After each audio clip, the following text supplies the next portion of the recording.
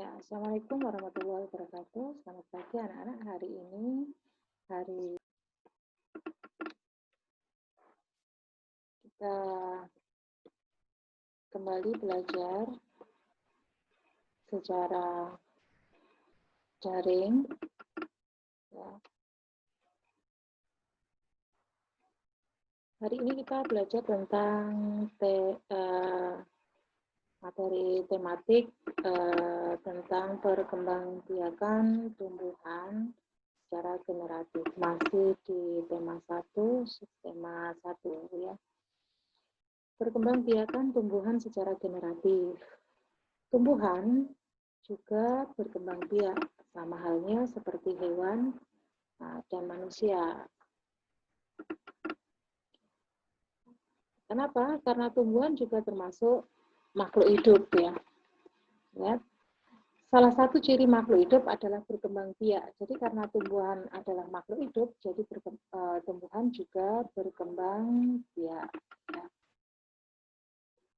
Selain berkembang biak, kalian bisa ingat ciri makhluk hidup apa saja? Ya, yang pertama bernapas, kemudian makan, minum, kemudian bergerak, tumbuh, kemudian peka terhadap rangsang, dan juga berkembang biak. Jadi memang karena tumbuhan ini adalah makhluk hidup, ya pasti dia akan berkembang biak, karena berkembang biak adalah ciri dari makhluk hidup. Kemudian, apa tujuan dari makhluk hidup berkembang biak? Sama halnya seperti manusia dan hewan. Tumbuhan juga berkembang biak untuk menghasilkan keturunan atau melangsungkan menjaga kelangsungan keturunannya, ya, menjaga kelangsungan jenisnya, jadi supaya tidak punah, ya, untuk menghasilkan keturunan. Tumbuhan juga dapat berkembang biak dengan beberapa cara. Kalau manusia ini ya, secara generatif, hewan juga secara generatif, dan juga vegetatif. Nah, di sini yang kita bahas di sini adalah yang secara generatif ya. Tumbuhan dapat berkembang biak secara generatif atau dengan cara generatif. Ini salah satu cara perkembangbiakannya. Ya.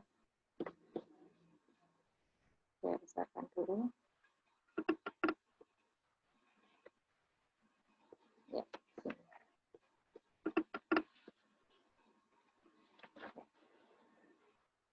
Apa itu perkembangbiakan secara generatif?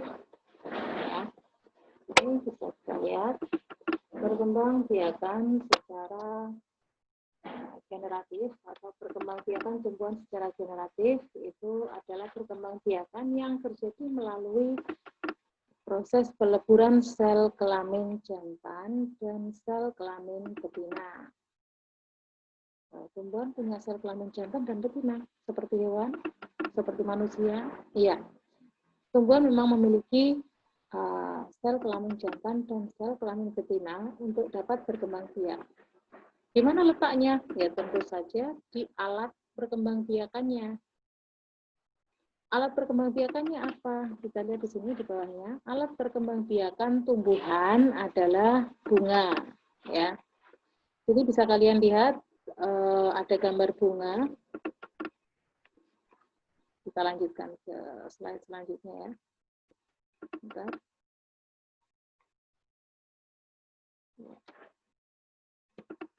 Ini yang agak besar.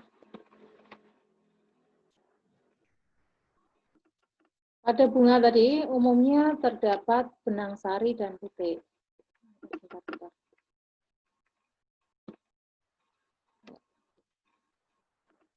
Ini ya kalian lihat. Pada umumnya bunga ini terdapat benang sari dan putik pada satu bunga.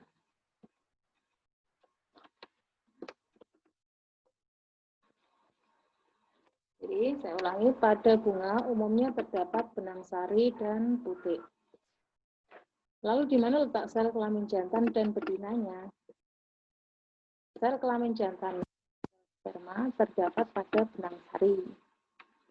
Sel kelamin betinanya terdapat pada putik.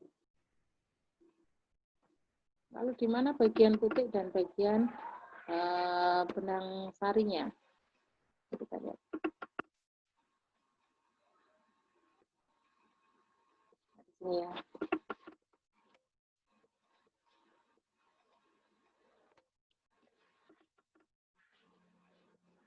Ini kalian lihat yang indah berwarna pink, ini adalah mahkotanya. Lalu benang sarinya ada di mana? Benang sarinya ada di sini ya. Ini namanya adalah benang sari. Kalian bisa lihat pada kursor. Kemudian putiknya dan sel spermanya ada di mana? Atau sel kelamin jantannya ada di mana? Di sini, di bagian benang sari. Di sini ada banyak sel kelamin jantan atau serbuk sari. Kalau di tumbuhan namanya serbuk sari ya, sel kelamin jantannya serbuk sari. Serbuk sari terdapat pada benang sari. Lalu sel telurnya di sini. Ini di putik. Ya, ini kepala putik. Putik terdiri dari bagian ini ya, bagian kepala putik, kemudian bagian tangkai putik, dan ini yang tengah ini bakal bijinya. Ya.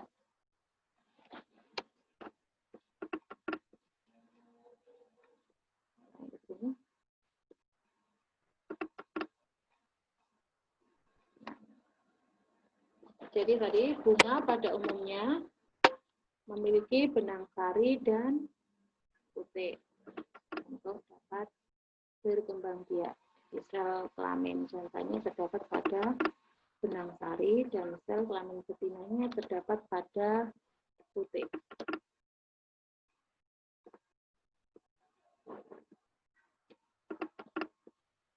Silakan sambil mencatat atau nanti di screenshot juga bisa ya.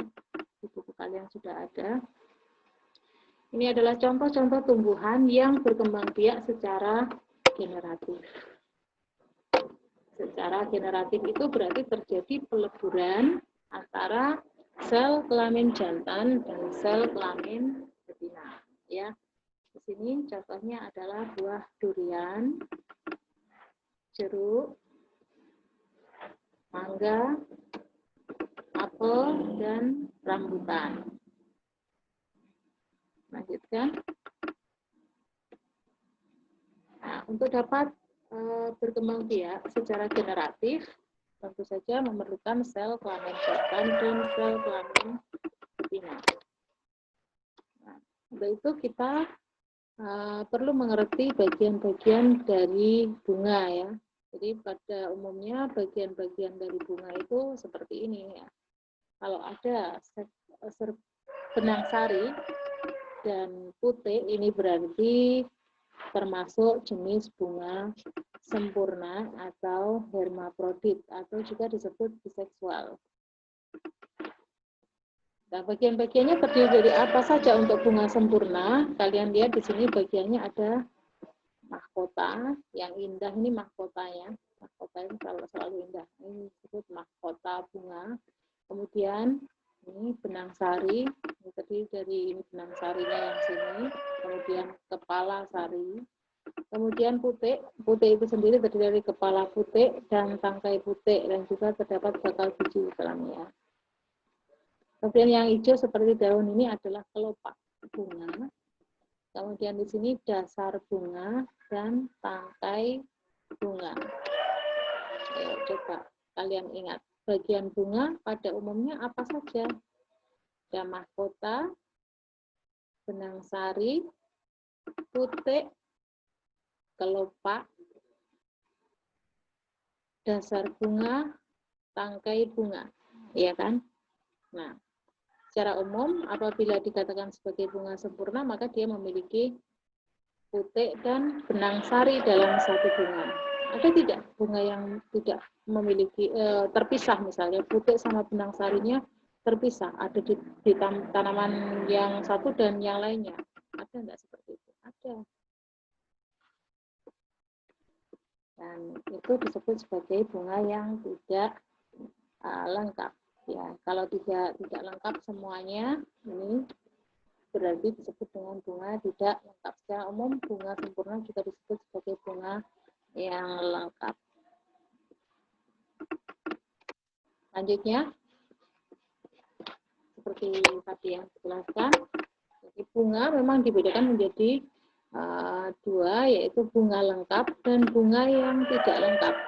Bunga yang tidak lengkap itu yang seperti apa? Bunga yang lengkap yang seperti apa? Jadi seperti tadi ya, bunga yang lengkap itu yang memiliki kelopak, mahkota, benang sari, dan putik. Kemudian bunga yang tidak lengkap ya bagaimana? Ya hanya memiliki salah satu atau beberapa bagian saja, misalnya benang sarinya di bunga di tanaman satu dan putiknya ada di tempat lain. Gitu ya. Maksudnya tempatnya tidak dalam satu bunga. Ya. Seperti itu. Bunga tidak lengkap, ini hanya memiliki satu atau beberapa bagian saja. Bagian dari bunga maksudnya ya. Nah lalu, ini sambil mengoperasikannya ini baru belum terbiasa ya, belum lancar. Jadi sambil bicara sambil mengoperasikan.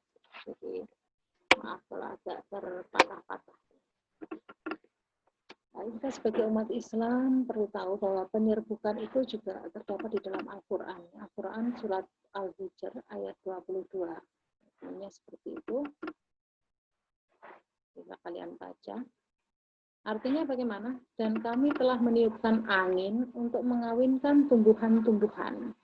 Dan kami turunkan hujan dari langit, lalu kami beri minum kamu dengan air itu, dan sekali-kali bukanlah kamu yang menyimpannya.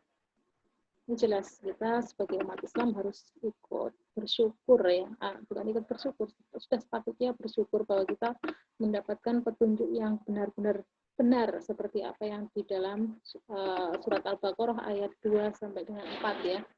Al-Quran ini tidak ada keraguan padanya. Benar-benar kita tidak perlu ragu karena ini juga secara ilmiah sudah dibuktikan. Bahkan sebelum ketemu ilmu tentang penyerbukan, Al-Quran sudah mengatakan dan kami telah meniupkan angin. Angin itu membantu proses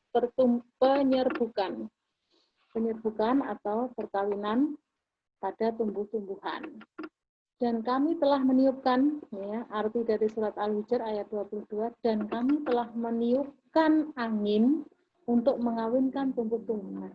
Ini menyangkut masalah penyerbukan. Penyerbukan itu adalah peleburan antara sel kelamin jantan dan sel kelamin betina pada tumbuhan. Ini artinya tumbuhan juga dikawinkan oleh bantuan angin. Kita tahu bahwa kita nggak bisa hidup tanpa angin. Ya, angin itu terjadi karena adanya perbedaan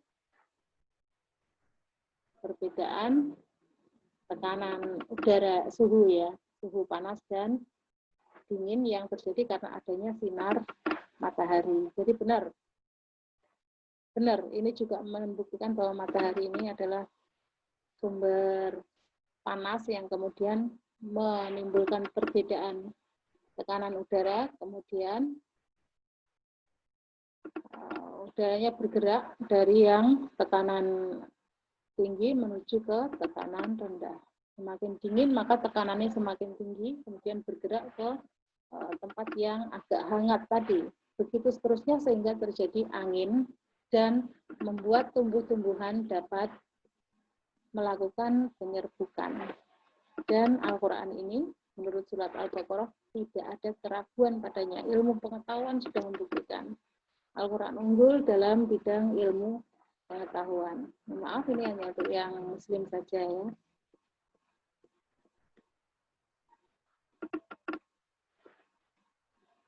Ya.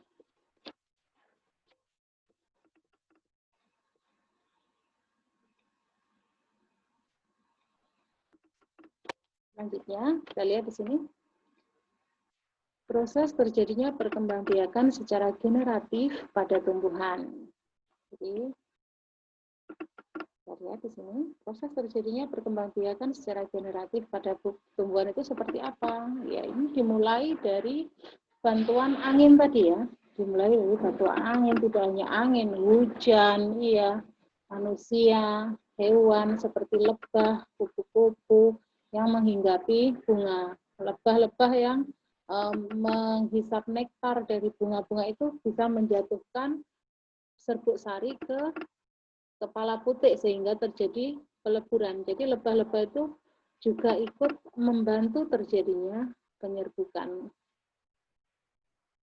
Ya, selanjutnya, bagaimana proses terjadinya perkembangbiakan secara generatif pada tumbuhan? Ya, diawali dari mula-mula ya, serbuk sari yang terdapat pada benang sari ini berterbangan jatuh pada atau menempel pada kepala putik, kemudian ke bawah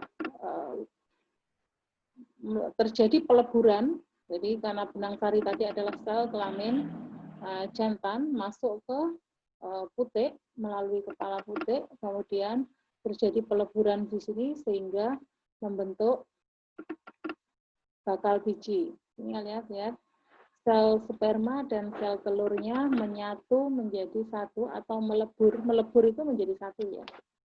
Melebur menjadi satu, kemudian membentuk bakal biji. Kemudian bagian luarnya ini akan menjadi bakal buah.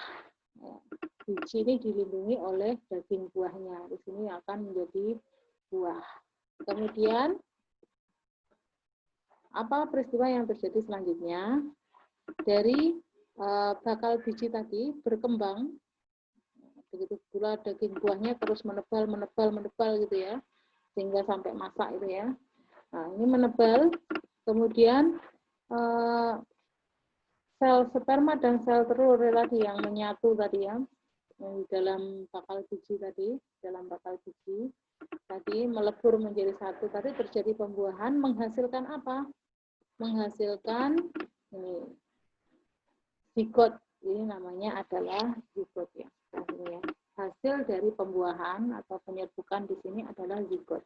Tidak hanya tumbuhan, semuanya yang melakukan pembuahan atau peleburan sel sperma dan sel telur atau perkawinan, maka di sini akan menghasilkan zigot. Ini hasil pembuahan. Jadi hasil pembuahan itu apa? Iya, hasil pembuahan adalah zigot. Kemudian zigot tumbuh lagi menjadi, ini daging buahnya terus menebal sampai buahnya membesar itu ya. Nah, zigotnya tadi tumbuh menjadi tunas kecil di dalam biji. Ini bijinya, yang luar ini adalah daging buahnya. Ini bijinya maksudnya diselimuti oleh ini ya, diselimuti oleh bagian luarnya. Kemudian di sini ada tunas, ini dilihat seperti tunas. Tumbuhan tadi berkembang menjadi yang seperti tunas, ini namanya embrio. Jadi dari zigot berkembang menjadi embrio atau calon individu baru, calon tumbuhan baru. Kalau makhluk itu adalah tumbuhan, berarti calon tumbuhan baru. Lalu calon tumbuhan baru ini berkembang lagi, ya ini kalau tampilannya di pohon seperti ini ya. Misalnya apel ini. Yang sini bijinya ada di dalam buah, di luarnya dilindungi oleh daging buah. Jadi daging buah itu juga berfungsi untuk melindungi biji. Nah, ada di dalam buah. Kenapa? Karena ini adalah misi daripada tumbuhan untuk berkembang biak, untuk melangsungkan jenisnya, menjaga kelangsungan jenisnya. Nah, sini.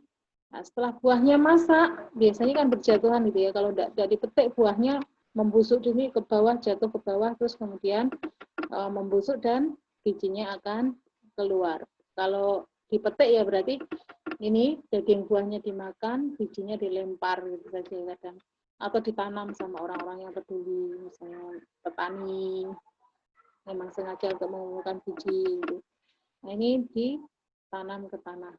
Misalnya ditanam saja ya, ditanam, kemudian kita lihat dia setelah ditanam ya tumbuh lagi menjadi individu baru yang dari embrio tadi ya, embrionya terus tumbuh di sini. Kadang di dalam buahnya saja kalau dia sudah lama tidak di ini ya, itu bisa tumbuh di dalamnya. Dia harus menyerap nutrisi-nutrisi yang ada di dalam tanah. Kalau tidak diletakkan juga bisa mati, atau bisa juga yang sekarang model cara tanam hidroponik yang dimasukkan ke dalam air. Cuma memang agak susah. Memang dia alaminya di tanah, ya lebih baik diletakkan di tanah seperti ini sehingga tidak memerlukan perawatan yang ekstra. Apalagi tanah di Indonesia ini sangat subur, dilempar saja tumbuhan bisa tumbuh sendiri ya di pinggir-pinggir jalan, di mana itu bisa tumbuh sendiri tumbuhannya. Alhamdulillah, ini adalah hal yang harus kita syukuri karena Indonesia memiliki kekayaan alam dengan yang sangat subur tanahnya. Ya.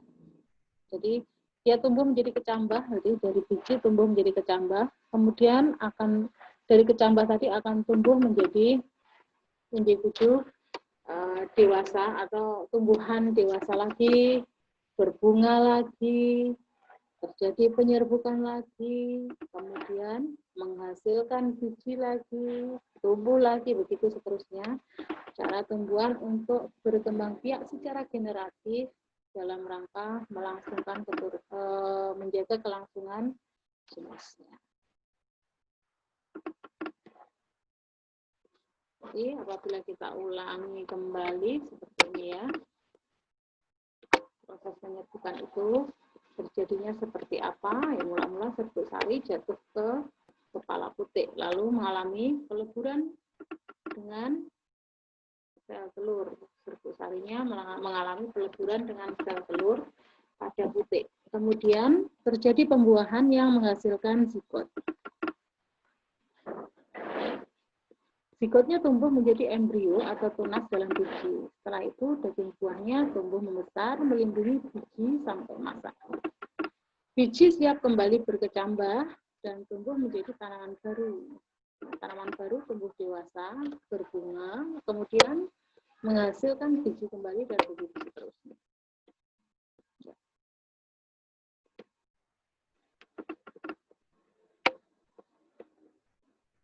Penyerbukan ini sendiri tidak hanya terjadi di satu bunga. Jadi penyerbukan juga dapat terjadi di bunga lain dalam satu tanaman. Satu tanaman kan biasanya ada banyak bunga ya, misalnya satu mangga saja atau satu tanaman mawar saja, ada beberapa, ada banyak bunga ya dalam satu pohon itu ya. Nah ini kalau penyerbukan sendiri tidak satu pohon, tetapi dalam satu bunga saja. Satu bunga lengkap tadi melakukan penyerbukan, karena di bunganya tadi ada benang sari dan seperti ya. Dia melakukan penyerbukan di dalam satu bunga itu sendiri. Ini namanya penyerbukan sendiri. Kemudian penyerbukan tetangga. Ini masih dalam satu pohon, tetapi bunganya di cabang yang berbeda atau di tangkai yang berbeda. Saling menyerbuk serbuk sari dari bunga satu ke jatuh ke kepala putik bunga yang ada di bawahnya, tetapi masih dalam satu pohon. Ini disebut dengan penyerbukan tetangga. Kemudian penyerbukan silang. Apa itu penyerbukan silang? Penyerbukan silang itu terjadi antara dua pohon yang sejenis, misalnya bunga mawar sama bunga mawar. Apalagi ya, pohon mangga sama pohon mangga. Belimbing sama belimbing yang ada di dekatnya sama-sama jenisnya. Misalnya mawar merah sama mawar merah gitu ya. Mawar merah sama mawar merah. Atau apalagi ya? Apalagi? Ya, mawar merah sama mawar merah sama-sama merahnya. Maka kalau terjadi penyerbukan ya sama-sama merahnya kembali ya bunganya nanti. Kemudian di sini hasilnya, maksudnya hasil individunya ya tidak berbeda jenis lagi, ya. Jenisnya sama, tetapi memang tumbuhannya ada banyak sehingga berdempet-dempetan sehingga bunga satu menyerbuk bunga yang lainnya dan begitu sebaliknya. Kemudian yang keempat penyerbukan bastar, karena ini jenisnya sudah beda. Ya, misalnya mangga gadung dengan mangga, kalau yang silang tadi misalnya mangga gadung mati dengan mangga gadung cuma berdekatan sehingga saling mengalami penyerbukan gitu. Kalau bastar ini misalnya mangga gadung sama mangga mana lagi misalnya seperti itu. Mana lagi dan gadung kan beda jenis ya. Sama-sama mangga tapi jenisnya beda. Nah, ini saling menyerbuk. Ini namanya penyerbukan bastar. Nah, seperti apa prosesnya? Di sini kita bisa lihat seperti ini. Ini penyerbukan, maaf ini salah judulnya nih. Judulnya bukan penyerbukan sendiri, ini semua penyerbukannya, penyerbukan sendiri, penyerbukan tetangga, penyerbukan silang, dan penyerbukan bastar. Kalian lihat yang penyerbukan sendiri seperti ini, penyerbukan sendiri terjadi hanya dalam satu bunga. Kalau penyerbukan tetangga, pohonnya dalam satu pohon, tetapi dalam cabang yang berbeda. Ini cabang ranting yang satu dan ranting yang lain ini memiliki bunga masing-masing, kemudian benang sarinya saling menyerbuk ke sini ya. Ini namanya penyerbukan tetangga, tapi masih dalam satu pohon. Kalau penyerbukan silang, pohonnya sudah berbeda, tapi masih satu jenis. Misalnya seperti tadi ya, mawar merah sama mawar merah misalnya. Mawar merah sama mawar merah berarti kan masih satu jenis. Ini, tapi pohonnya beda. Ini ditanam di sebelah ini ditanam.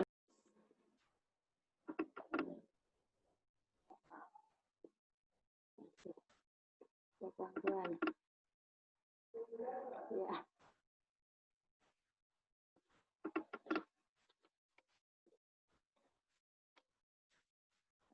Lagi ya, karena sinyalnya terputus-putus. Ya, jadi begini tadi. Sampai di mana tadi penyerbukan silang ya. Kemudian penyerbukan bastar ini sudah berbeda jenis. Ya. Berbeda jenis.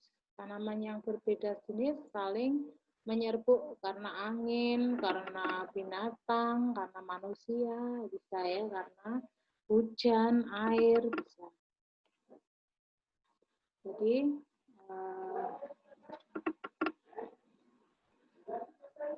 hal-hal yang bisa membantu penyerbukan tadi ya, apa saja yang bisa membantu jalannya penyerbukan, yaitu termasuk angin,